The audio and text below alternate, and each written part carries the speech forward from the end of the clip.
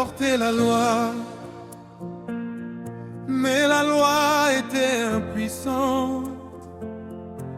Elle ne pouvait pas nous justifier selon l'ordre de l'Éternel.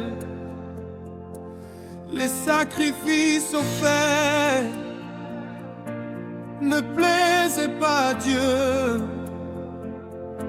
car il couvrait le péché sans jamais l'effacer vraiment. Il fallait un chemin nouveau, une promesse à accomplir. Christ est la fin de la loi, par son amour et sa voix. C'est par sa mort à la croix qu'il nous sauve, toi et moi. Par son sang versé pour nous, il ôte le péché du monde et nous ouvre enfin la voie vers la vie par la foi.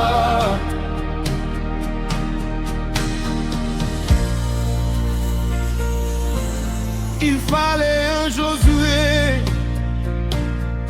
pour conduire le peuple là-bas jusqu'au pays promis où coule le lait et le miel.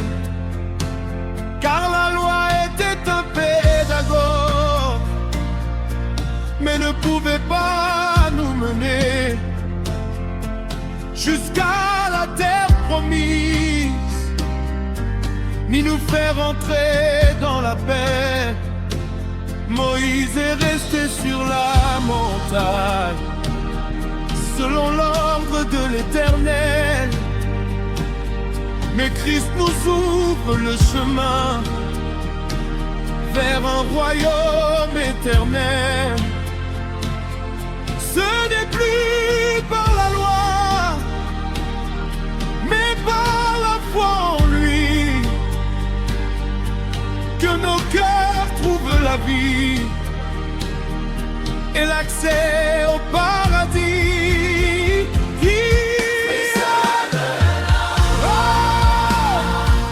Pour tous ceux qui croient en lui, il nous fait entrer dans la foi et nous donnera les vies par la foi.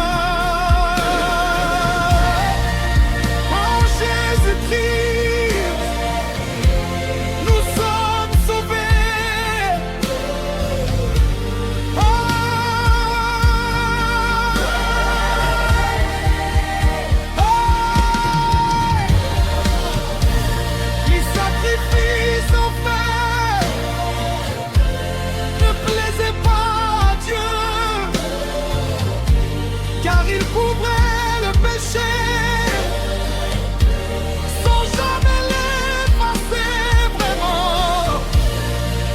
Oh, il promet un chemin nouveau, une promesse accomplie. Oh, Christ est la fin de la loi, par son amour et sa voix. C'est par sa mort à la croix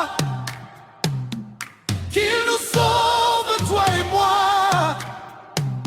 Par son sang versé pour nous, il ôte le péché du monde